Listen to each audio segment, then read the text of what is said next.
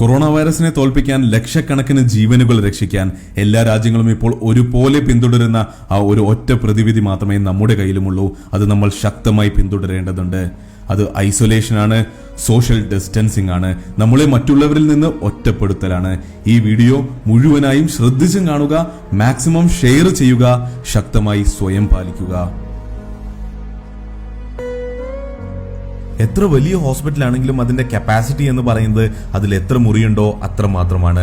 നമുക്കൊന്ന് അസ്യൂം ചെയ്യാം, ഇത് നിങ്ങളുടെ സിറ്റിയിലെ എല്ലാ ഹോസ്പിറ്റൽസും ചേർന്നിട്ടുള്ള മുഴുവൻ മുറികളാണ് എന്ന്. ഇതിൽ കുറച്ച് മുറികളിൽ നേരത്തെ തന്നെ റോഡ് ആക്സിഡന്റ് ആയും ഹൃദ്രോഗമായോ മറ്റ് രോഗങ്ങളായോ വന്ന് അഡ്മിറ്റ് ആയിട്ടുള്ളവരും ഉണ്ടാകും.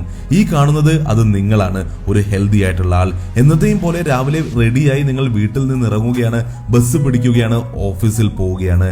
അവിടെ അസുഖം നേരത്തെ ഉള്ള ഒരാളിൽ നിന്ന് നിങ്ങൾക്ക് പിടിപെടുകയാണ് കൊറോണ വൈറസ്. പക്ഷേ നിങ്ങളത് അറിയുന്നില്ല. കാരണം സിംറ്റംസ് വരുന്നത് 5-10 ദിവസം കഴിഞ്ഞിട്ട് മാത്രമാണ്. അതുകൊണ്ട് തന്നെ ഓഫീസ് കഴിഞ്ഞിട്ട് നിങ്ങൾ കുറേയധികം ആൾക്കാർ കൂടുന്ന ഒരു പരിപാടി അറ്റൻഡ് ചെയ്യുകയാണ്. അവിടെ നിങ്ങളിൽ നിന്ന് 2-3 പേരിലേക്ക് കൊറോണ വൈറസ് സ്പ്രെഡ് ചെയ്യുകയാണ്. ഈ 4 പേരിൽ ഒരാൾക്ക് രൂക്ഷമായി സിംറ്റംസ് വരികയും അയാളെ ഹോസ്പിറ്റലിൽ അഡ്മിറ്റ് ചെയ്യേണ്ടിയും വരുന്നു. അതിനിടയിൽ കൊറോണ വൈറസ് എന്നാൽ പിടിപെട്ടു എന്ന് അറിയാത്ത ബാക്കിയുള്ള 3 പേർ എന്നത്തെയും പോലെ രാവിലെ ബസ്സിൽ കയറുകയാണ്, ഓഫീസിൽ പോവുകയാണ്. അങ്ങനെ അറിഞ്ഞും അറിയാതെയും ഈ 3 പേരിൽ നിന്ന് മാത്രം കൊറോണ വൈറസ് എത്രയോ അധികം പേരിലേക്ക് എത്തുകയാണ്.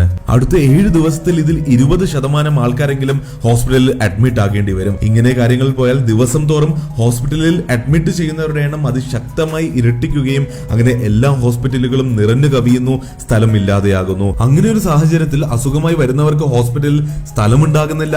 ആ ഒരു കാരണം കൊണ്ട് മാത്രം നമുക്ക് അവരുടെ വിലപ്പെട്ട ജീവനുകൾ നഷ്ടപ്പെടുകയാണ്. അതിനോടൊപ്പം തന്നെ ആക്സിഡന്റ് കാരണവും മറ്റ് രോഗങ്ങൾ കാരണവും ഹോസ്പിറ്റലിൽ വരുന്നവർക്കും സ്ഥലമില്ലാതെയാകുന്നു. അങ്ങനെ അവരുടെ ജീവനുകൾ കൂടി നമുക്ക് നഷ്ടപ്പെടുകയാണ്. എന്റെ പ്രിയ സുഹൃത്തുക്കളെ, ഇതേ മിസ്റ്റേക്ക് തന്നെയാണ് ഇറാനിലും ഇറ്റലിയിലും സൗത്ത് കൊറിയയിലും ഒക്കെ നടക്കുന്നത്.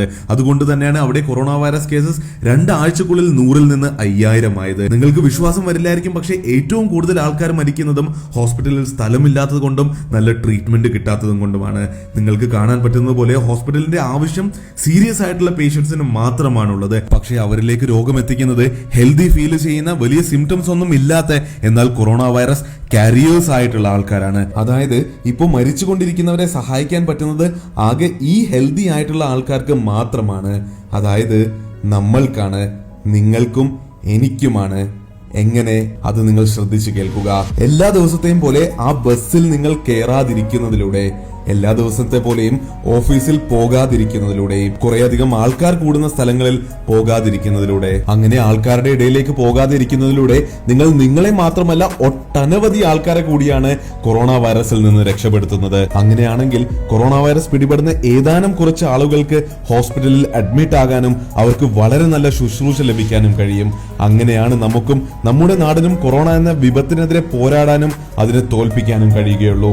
എന്റെ പ്രിയ സുഹൃത്തുക്കളെ, വരുന്ന 15 ദിവസങ്ങളിൽ ഈ കാണുന്ന 2 മാർഗങ്ങൾ മാത്രമേ നമ്മുടെ മുൻപിലുള്ളൂ. ഏതായിരിക്കും നിങ്ങൾ തിരഞ്ഞെടുക്കുക? നമുക്ക് നമ്മളെയും നമ്മുടെ ചുറ്റുമുള്ളവരെയും കൊറോണ വൈറസിൽ നിന്ന് രക്ഷിക്കണമെങ്കിൽ, ആയിരക്കണക്കിന് ജീവൻ രക്ഷിക്കണമെങ്കിൽ നമ്മൾ എല്ലാവരും വരുന്ന കുറച്ച് ദിവസത്തേക്ക് വീട്ടിൽ തന്നെ ഇരിക്കണം. ഇന്നു മുതൽ, ഇപ്പോ മുതൽ. അത്ര എളുപ്പമാണ് പരിഹാരം. അത് മാത്രമാണ് പരിഹാരം.